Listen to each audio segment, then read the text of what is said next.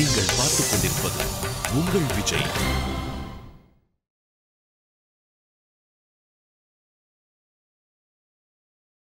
உன் பொண்டாட்டி தான் திரும்ப திரும்ப சொல்லிட்டு இருக்கால, தப்பு பண்ணது தான் ஒத்துக்கிறாள். அப்படி இருக்கும்போது நீ ஏன் திரும்ப திரும்ப கேட்டுட்டு இருக்க? அவதான் தெளிவா சொல்லிட்டால, நீ உண்மையை ஒத்துக்க வேண்டியதுதானே? அம்மா, ஒருவேளை இது உண்மையா இருந்திருந்தா நீங்க சொல்லாமலே இதை நான் ஏத்துக்கிட்டு இருந்திருப்பேன். ஆனா ஒண்ணு மட்டும் என்னால உறுதியா சொல்ல முடியும், சந்தியா சொல்றது பொய். இதுக்கு பின்னாடி உள்ள காரணம் எனக்கு தெரியாது. சந்தியா ஏன் இப்படி சொல்றாங்கன்னு கூட தெரியாது. ஆனா சந்தியாவை பத்தி எனக்கு ரொம்ப நல்லாவே தெரியுமா. இந்த பொய் அவங்களோட கனவை பாதிச்சிருக்கூடாது.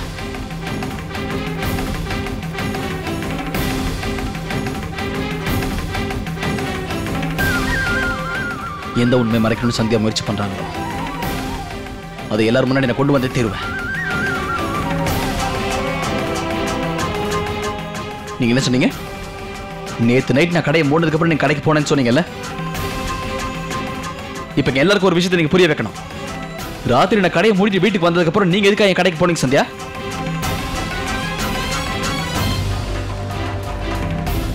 உங்ககிட்ட எல்லாத்துக்கும் ஒரு ஆதாரம் ரெடியா இருக்குமே. இப்ப அந்த ஆதாரத்தோட என்கிட்ட சொல்லுங்க. அதை மட்டும் சொல்லிட்டா நான் எதுவுமே கேட்க மாட்டேன்.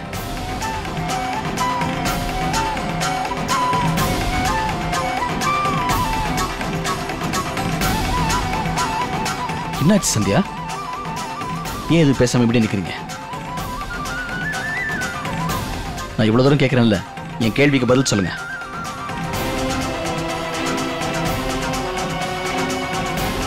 நேற்று நைட் எதுக்காக நீங்க என் கடைக்கு போனீங்க?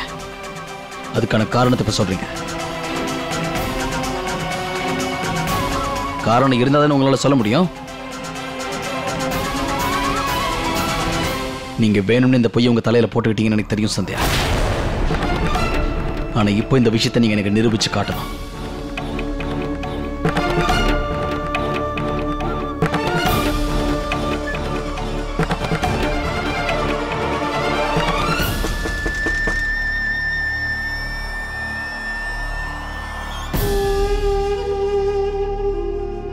நான் போய் என்னன்னு பாக்குறேன்.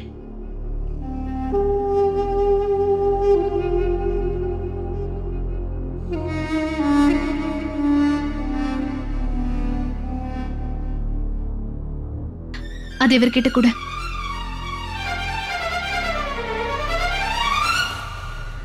இத பாத்தீங்கன்னா உங்களுக்கு எல்லா கேள்விகளுக்கும் பதில் கிடைச்சிடும்.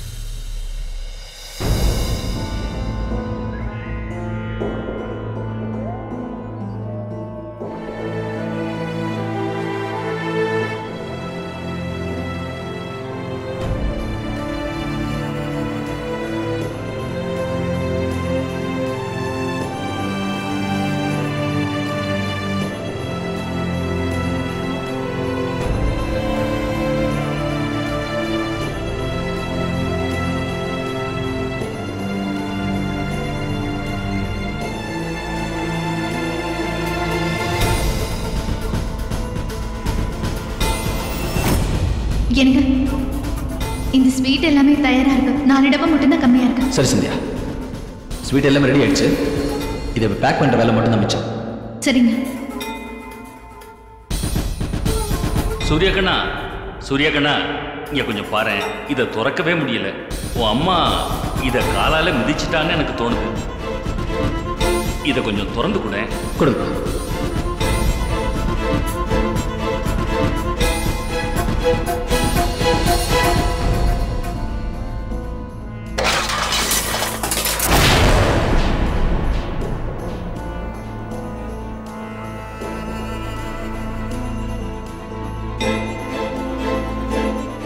என்னப்பா சூர்யாது, இந்த போட்டோல இருக்கிற கண்ணாடி உடைஞ்சு போயிருச்சு. உங்க அம்மாவுக்கு தெரிஞ்சா அவ்வளவுதான்னு நினைக்கிறேன். நல்லா திட்டுவாளே. மாமா, நீங்க எதுக்குமே கவலைப்பட வேண்டாம். இந்த போட்டோல இருக்கிற கண்ணாடிய இன்னைக்கோ இல்லை நாளைக்கோ நான் மாத்திடுறேன். அதுவும் இல்லாம இந்த போட்டோ தானே நம்ம கடையோட பெருமை. ஆமாப்பா, இதுல கண்ணாடி மட்டும் தானே உடைஞ்சிருக்கு. வேற மாத்திக்கலாம். கொஞ்சம் சீக்கிரம் வேலையை பண்ணிடுங்க. அம்மா சந்தியா, உன் மாமியார் பார்க்கறதுக்கு முன்னாடி இந்த வேலையை செய். இந்த போட்டோ என்னோட டப்பாவால இந்த கண்ணாடி உடைஞ்சதில்ல?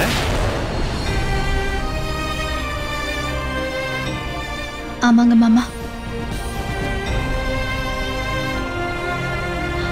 இந்த போட்டோவை எடுக்கணுங்கிறதுக்காக தான் நேற்று நைட்டு நான் கடைக்கு போனேன். நைட் எனக்கு என்ன தோணுச்சுன்னா, ஒருவேளை இந்த கண்ணாடி துண்டு ஸ்வீட்ல விழுந்துருச்சுன்னா ஸ்வீட் எல்லாம் பாழா போயிடுமேன்னு தோணுச்சு. அதனால தான் நைட்டு நான் கடைக்கு போயிருந்தேன். ராத்திரி தனியா போனேன். கரண்ட் வேற இல்ல. அதான் நான் கையில மெழுகுவத்தி எடுத்துட்டு போனேன்.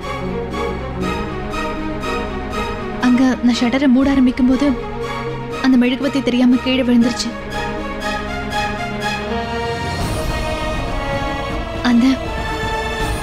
அந்த நேரத்துல தான் என்னால கடையோட ஷட்டர் சரியா மூட முடியல. இதுதாங்க நடந்த உண்மை.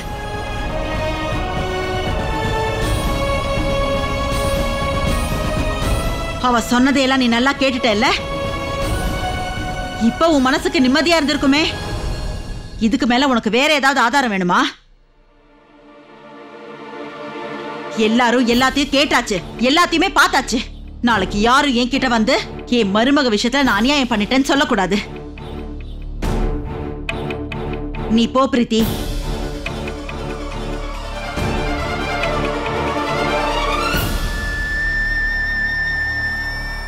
போய் அங்க இருக்கிற 2வது பானையை எடுத்துட்டு வா.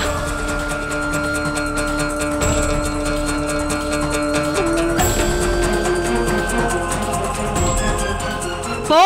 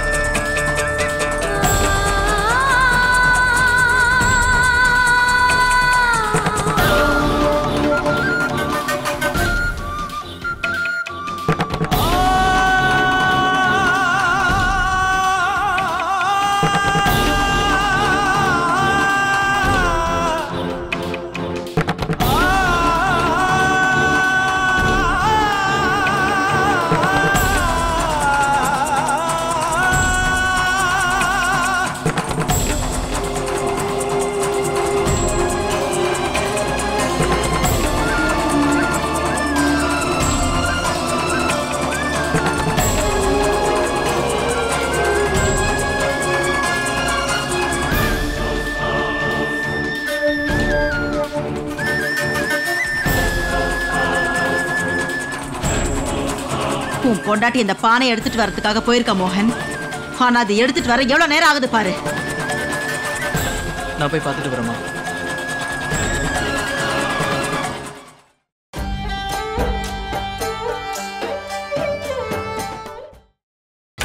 நீங்கள் பார்த்துக் கொண்டிருப்பது உங்கள் விஜய்.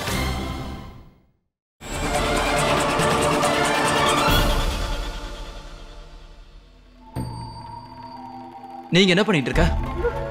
என்ன யோசிச்சுட்டு இருக்க? அம்மா உன்னை அந்த பானையை எடுத்துட்டு வர சொன்னாங்களா? எடுத்துட்டு வர வேண்டியதானே? அதை சீக்கிரமா எடுத்துட்டு போய் அம்மா கிட்ட கொடுப்போ. இல்லைன்னா அம்மா திரும்பவும் கோவப்படுவாங்க.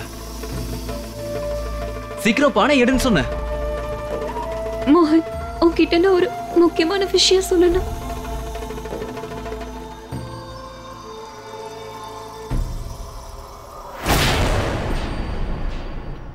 இவ எங்க ஓடுறா? இப்ப என்ன புதுசா பண்ண போறான்னு தெரியலையே. மோகன், சந்தியா அக்கா இன்னைக்கு தவறு பண்ணிட்டாங்கன்னு நினைச்சு உங்க அம்மா கோபமா இருக்காங்கல்ல? அந்த தப்பு பண்ணது அவங்க கிடையாது. ஏன்னா அது பண்ணது நான் தான். என்ன?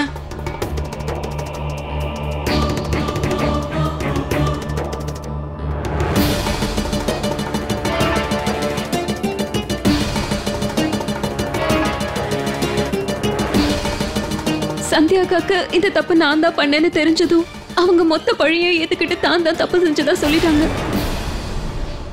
மோகன், சந்தியா அக்காக்கு இப்ப தண்டனை கிடைக்க போகுது மோகன். ஆனா அவங்க எந்த தப்பும் செய்யல. It's not fair. நான் இப்பவே போய் உங்க அம்மா கிட்ட எல்லா உண்மையை சொல்ல போறேன். ஆமா, அதான் சரியா இருக்கும். பிரீத்தி, உனக்கு என்ன பைத்தியமா? என்ன பேசிட்டு இருக்க நீ? அண்ணி இந்த தப்பு பண்ணாங்கன்னு தெரிஞ்சா பானையை உடைச்சிட்டு விட்டுருவாங்க. ஆனா இந்த தப்பு பண்ணது நீனு தெரிஞ்சதுன்னா ஒண்ணு மட்டும் இல்ல, அவங்க எனக்கும் தண்டனை கொடுப்பாங்க. கடையில நடந்த நஷ்டத்துக்கு பணத்தை கட்ட சொல்லுவாங்க. 1 லட்சத்துக்கு நான் எங்க போறது? உன்கிட்ட 1 லட்ச ரூபாய் பணம் இருக்கா? இருக்குன்னா நீனே போய் அம்மா கிட்ட உண்மையா சொல்லிடு. ஆனா இது கொஞ்சம் கூட சரியில்லையே மோகன். நான் செஞ்ச தப்புக்கு அவங்களுக்கு எதுக்கு தண்டனை கிடைக்கணும்? அதுவும் இவ்வளவு பெரிய தண்டனை. மோகன், இது கொஞ்சம் கூட சரி கிடையாது. உன்கிட்ட இருக்கிறது 2 ஆப்ஷன் தான். ஒண்ணு என்ன காப்பாத்து, இல்ல சந்தியா நீயே காப்பாத்து. இதுக்கு மேல உன்னோட முடிவுதான். இது எல்லாமே சந்தியாக்கா இவனை காப்பாத்தணுங்கிறதுக்காக செய்யறாங்களா? ஐயோ, இந்த விஷயத்தை கேள்விப்பட்டதும் எனக்கு அப்படியே தலை வலிக்கிற மாதிரியே இருக்கே. சரி, சீக்கிரம் போ. இப்போ ஒண்ணு கேட்டு போயிடல. அத்தை கிட்ட போய் எல்லாம் உண்மையை சொல்லிடு. ஏன்னா தப்பு பண்ணது சந்தியாக்கா இல்ல, இதோ இந்த அம்மா தான் தப்பு பண்ணிருக்காங்க.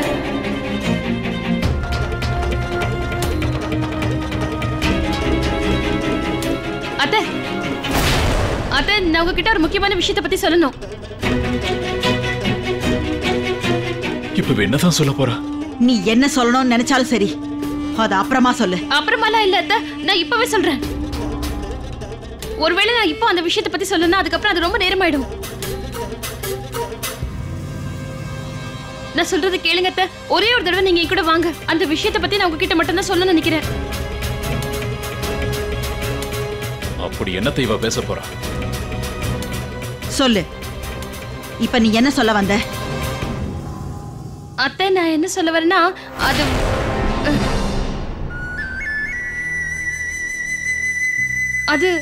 அது வந்து நம்மளோட வீட்டுக்கு யாரோட கண்ணோ பட்டுச்சுன்னு எனக்கு தோணுது அத்தை. அதான் நம்மளோட வீட்டுல எதுவுமே ஒழுங்கா நடக்க மாட்டேங்குது. திரும்பவும் பிரச்சனை பண்றா. சவிதா பரீட்சை எழுதணுங்கிறதுக்காக காலேஜுக்கு போனா, ஆனா பரீட்சை ஹால்ல இருந்தே சவிதாவை வீட்டுக்கு அனுப்பிட்டாங்கல்ல அத்தை. அந்த கடவுளுக்கு தான் தெரியும் இவளோட கல்யாணத்துல இன்னும் என்னென்ன தடங்கள்லாம் வரும்னு. அவரோட அண்ணனுக்கு பெரிய பெரிய ஆர்டர் எல்லாம் கிடைச்சதானா இப்போ எவ்வளவு பெரிய நஷ்டம் எல்லாம் ஏற்பட்டு இருக்கு பாத்தீங்களா அத்தை? மானமும் போச்சு, இருந்த பேரும் போயிடுச்சு. அதான் நான் சொல்லுவேன், உண்மையிலேயே நம்மளோட வீட்டுக்கு யாரோட கண்ணு பட்டிருக்கு அத்தை. அதான் நான் பேசாம ஒண்ணு பண்ணலான் இருக்கேன். நான் இங்க இருந்து கோவிலுக்கு போலான் இருக்கேன் அத்தை. ஒரு சின்ன பூஜை பண்ணலான்னு நினைக்கிறேன் அத்தை. அப்பதான் நம்ம வீட்டுக்கு எந்த பிரச்சனையும் திரும்ப வராதுன்னு நினைக்கிறேன். இங்க பாரு, தேவையில்லாம இப்ப உன் மூளையை பயன்படுத்த வேண்டிய அவசியம் இல்ல.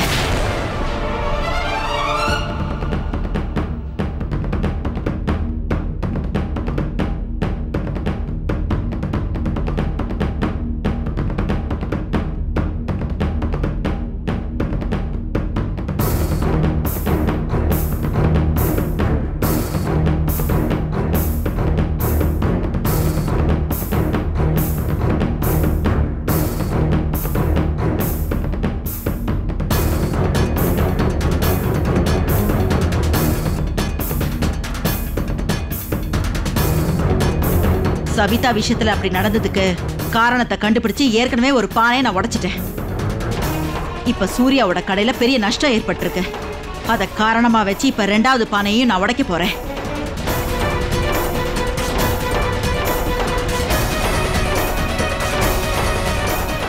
அப்புறம் நான் முன்னாடி வச்சு இந்த குடும்பத்துக்கு ஒரு விஷயத்த சொல்ல போறேன். இந்த பானை யார் தப்பு செஞ்சா உடையோன்னு உனக்கும் தெரியும்.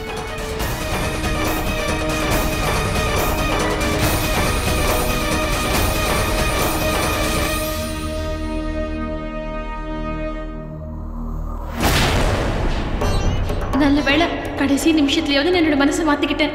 அத்தை கிட்ட எதுவும் சொல்லாம இருக்கிறது தான் நல்லது. இந்த பிரீத்தியை பத்தின உண்மைகள் எனக்கு தெரிஞ்சிருக்கிறது ஒரு வகையில் நல்லதா போச்சு.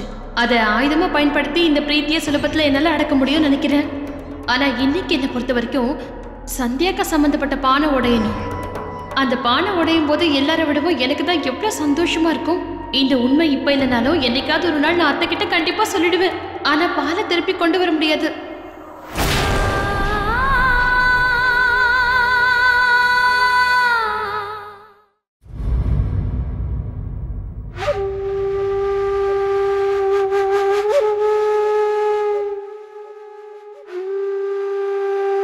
சந்தியா உன்னோட கடையோட ஷட்டரை மூடாம விட்டுட்டா. அதனால உன் கடையில எவ்வளவு பெரிய நஷ்டம் ஏற்பட்டுச்சு. அவ்வளவு பெரிய தப்ப பண்ணதுக்கு அப்புறமும் இவ தன்னோட சுயநலத்துக்காக எதுவுமே பேசாம மௌனமா இருந்துட்டா.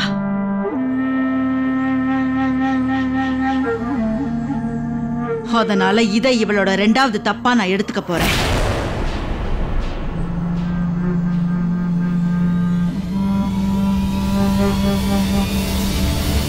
அதனால இப்ப நான்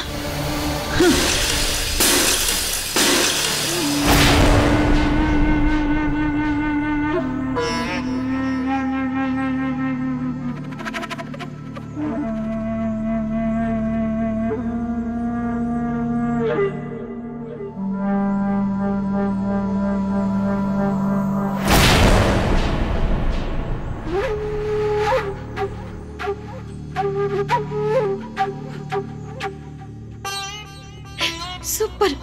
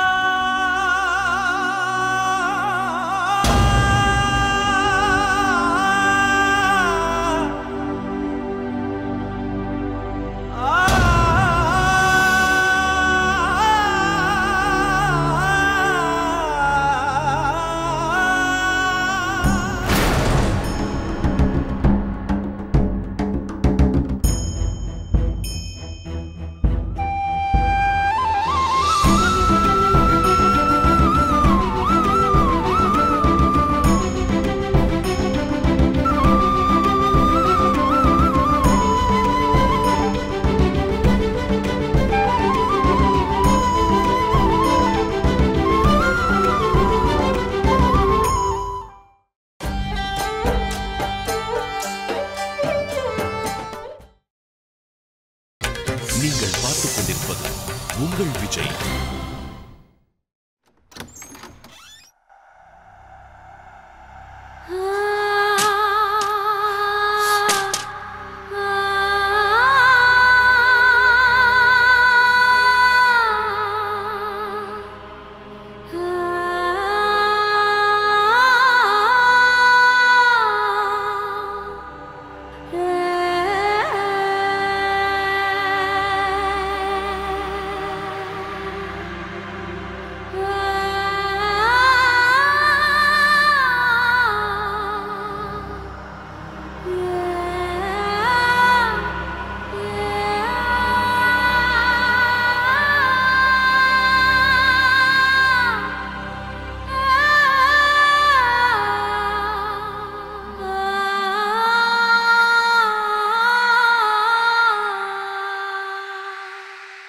தயவு பண்ணி நீங்க என்ன மன்னிச்சிருங்கப்பா.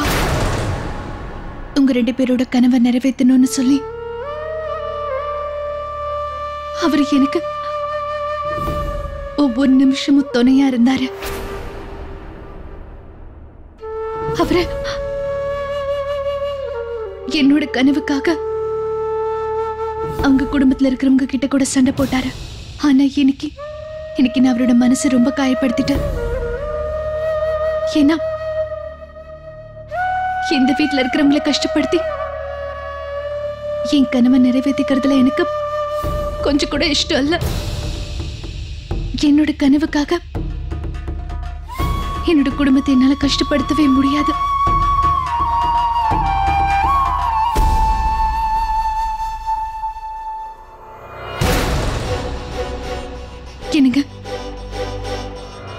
எனக்கு நல்லா தெரியும். உங்களை பொறுத்த வரைக்கும் அந்த 3 பானைகளும் என்னோட கனவுக்கு பாதுகாவலன் மாதிரி. ஆனா என்னோட இடத்துல இருந்து நீங்க பாருங்க, அந்த 3 பானைகளும் என்னோட மாமியாரோட மிகப்பெரிய வேதனை. நான் அம்மா ஸ்தானத்துல இருக்கிற என்னோட மாமியார நான் கஷ்டப்படுத்தணும்னு நினைக்கல. என்ன புரிஞ்சுக்கோங்க, நான் உங்களை வேதனைப்படுத்தணும்னு நினைக்கல. அதனால அந்த வேதனையை நான் எப்படியாவது குறைக்கணும்னு நினைச்சேங்க. அப்புறம் அவங்க வேதனைய அப்புறம் நம்ம பசங்களே புரிஞ்சுக்கலன்னா அப்புறம் வேற யார் புரிஞ்சுப்பா?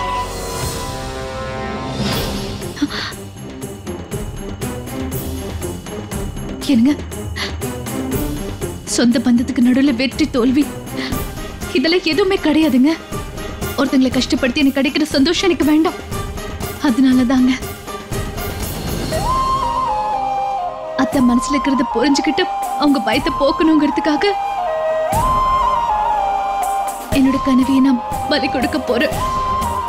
அந்த கனவை நான் மறக்க போறேன்.